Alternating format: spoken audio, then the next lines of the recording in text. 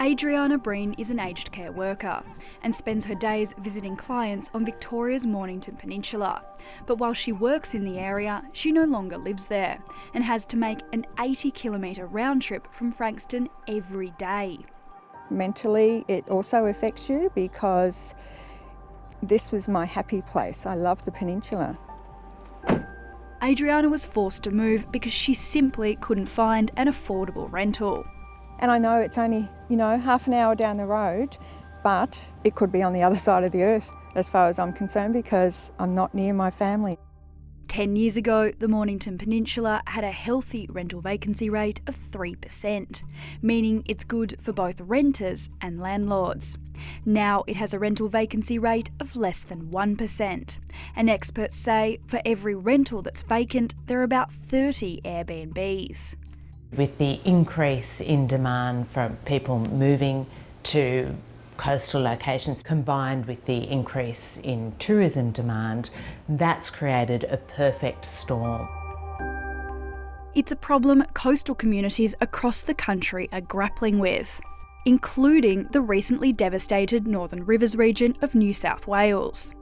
The irony of nearly 7,000 properties available via Airbnb, while more than 3,000 households around Lismore, Byron and the Northern Rivers region have been displaced.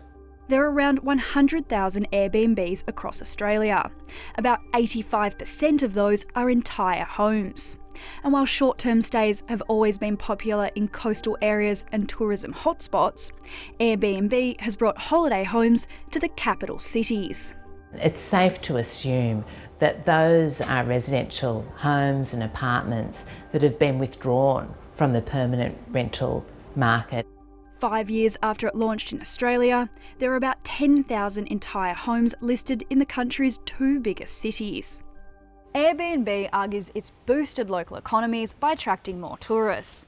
Oxford Economics says it contributed more than $10 billion to Australia's economy in 2019.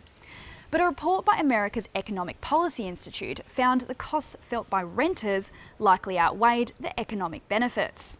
Then in 2020, global tourism ground to a halt. COVID really showed there's a connection between the short-term rental market and rents all across Australia and indeed across the world. In Hobart, Airbnb makes up the equivalent of about 9% of the total rental market. That's much higher than any other capital city in Australia. The rental vacancy rate is just 0.3%. During COVID, the balance shifted.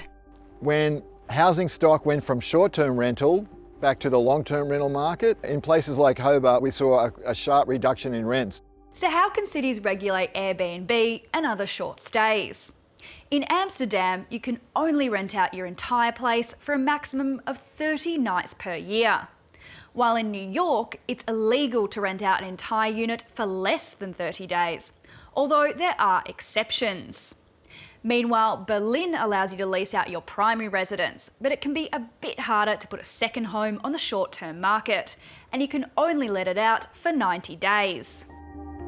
In some parts of New South Wales, short-stay accommodation can only be rented out for a maximum of 180 days of the year, and WA is investigating a 60-day cap.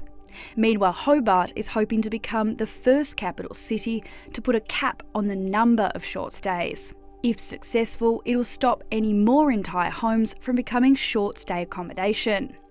Many experts believe empowering local councils to set their own limits on short-stay accommodation could be a good solution when the supply of rental housing starts to run short.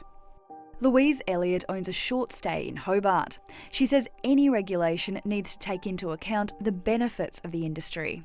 Owners should be able to have the option of operating their property on the short stay market because it is their name on the title. Blaming short stay for rental crisis is very short-sighted.